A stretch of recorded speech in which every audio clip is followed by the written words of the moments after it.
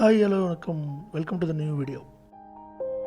Stream la lag illama eppadi overlay add பண்றது அது stream chapel எப்படி பண்றதுன்னு எல்லாமே பார்க்கலாம். Okay, let's go to the video.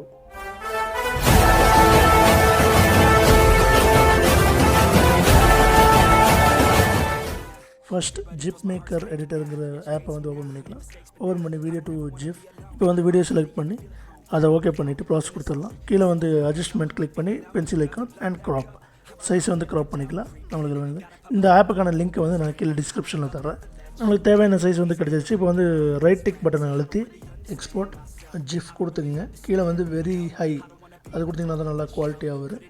ஒரு 30 செகண்ட்ஸ் ஆட் வரும். ஆடை பார்த்து முடிச்சிங்கன்னா ப்ராசஸ் ஆகும். இங்கே வந்து நம்ம வேலை முடிஞ்சது. நெக்ஸ்ட் வந்து ப்ரௌசர் ஓப்பன் பண்ணி streamelements.com அந்த வெப்சைட்குள்ளே பண்ணிங்கன்னா சைன்இன் பண்ணிக்கிங்க. நான் சைன்இன் பண்ணிட்டேன் ஆல்ரெடி. லெஃப்ட்டில் 3 பார் இருக்குது, அதை கிளிக் பண்ணிங்கன்னா ஸ்ட்ரீம் டூல்ஸ் அதில் வந்து மை ஓவர்லே. இப்போ வந்து நியூ ஓவர்லே கிளிக் பண்ணிங்கன்னா குவாலிட்டி 1080pயில் நான் வச்சுருக்கேன். நீங்கள் வேணும்னா 1440 வச்சுக்கலாம்.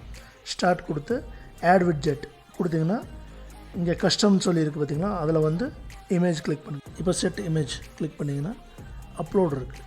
அப்லோட் கிளிக் பண்ணி உங்களுக்கான ஃபைலை வந்து அப்லோட் பண்ணிங்க. ஆல்ரெடி நான் அப்லோட் பண்ணி வச்சுருக்கேன். அதை வந்து நான் செலக்ட் பண்ணி சப்மிட் பண்ணிவிட்டு இப்போ வந்து கீழே வந்து ஆட்டோ அண்ட் ஸ்கேல் இருக்குது. அதை வந்து ஸ்கேல்டாக மாற்றிக்கிறேன் இமேஜ் சைஸு. அப்போ தான் வந்து நம்மளுக்கான தேவையான அளவு. இப்போ வந்து கீழே வந்து சைஸை வந்து 1950/200 செட் பண்ணிவிட்டு சேவ் கொடுத்துருங்க. மேலே வந்து காப்பி ஓவரில் URL இருக்குது, அதை காப்பி பண்ணிவிட்டு இப்போ வந்து ஸ்ட்ரைட்டாக நம்ம ஸ்ட்ரீம் சாம்ப் ஆப்புக்கு போயிடலாம்.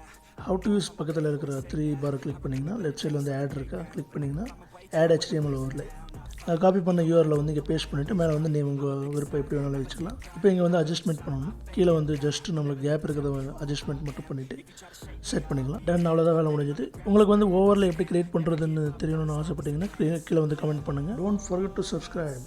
தேங்க்யூ.